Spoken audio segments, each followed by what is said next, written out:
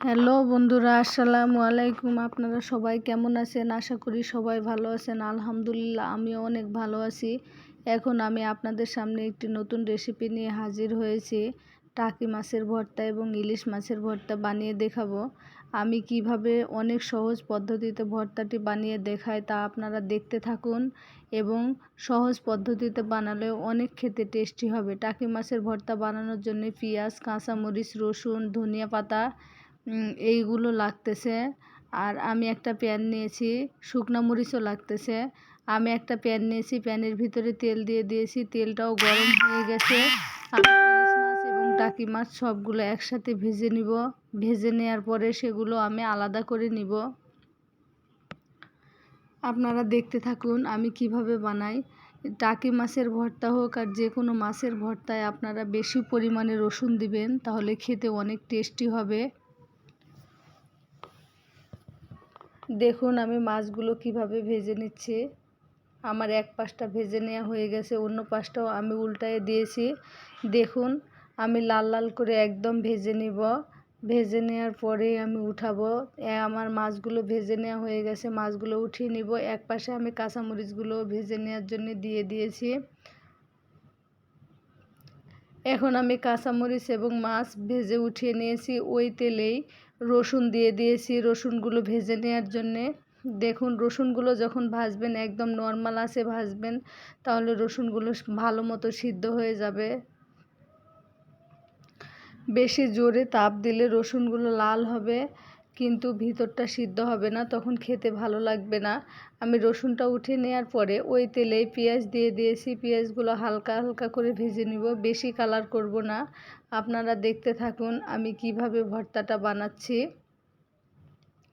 আমি রসুন পেঁয়াজগুলো উঠিয়ে নিয়েছি। এবারে ধনিয়া পাতাগুলো অল্প আছে ভেজে নিলাম, সেগুলো আমি এখন উঠিয়ে ফেলব।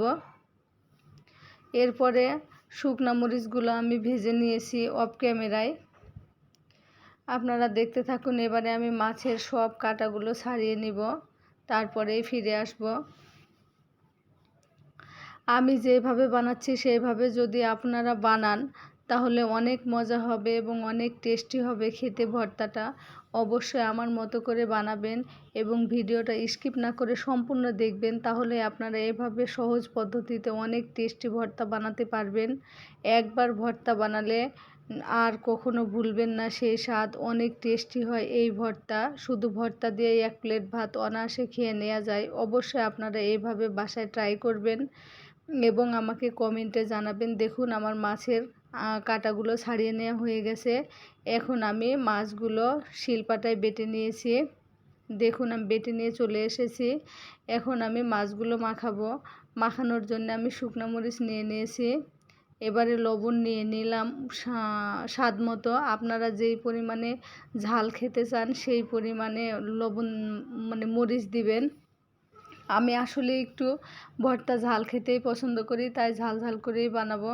আপনারা আপনাদের পরিমাণ মতো দিবেন। এবারে আমি কাঁচামরিচও দিয়ে দিলাম, যেটা সিদ্ধ করে রেখেছিলাম আমি অফ ক্যামেরায়, সেটা একদম ফিনিশ করে হাত দিয়ে মেখে রেখেছি। এবারে আমি রসুনও দিয়ে দিব। রসুনটাও আমি হাত দিয়ে ফিনিশ করে রেখেছি, সিদ্ধ করা রসুনটা ভেজে নেওয়া। এখন আমি সবগুলো দিয়ে দিলাম। এবারে ধনিয়া পাতা ভাজাটাও দিয়ে দিব এবং এই যে দেখুন পেঁয়াজ দিয়ে দিলাম। এবারে ধনিয়া পাতা বাটাও দিয়ে দিব।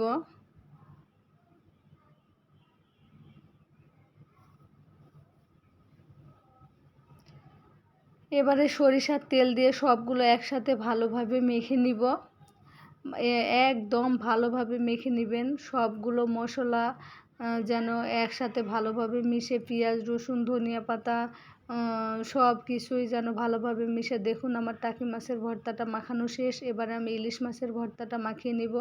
সেজন্য আমি শুকনো মরিচ নিয়ে নিয়েছি, তার উপরে আমি সামান্য পরিমাণে লবণ দিয়ে দিচ্ছি। স্বাদ মতোই দিলাম, কারণ ভর্তাটা অল্প, তাই অল্প পরিমাণে লবণ দিলাম।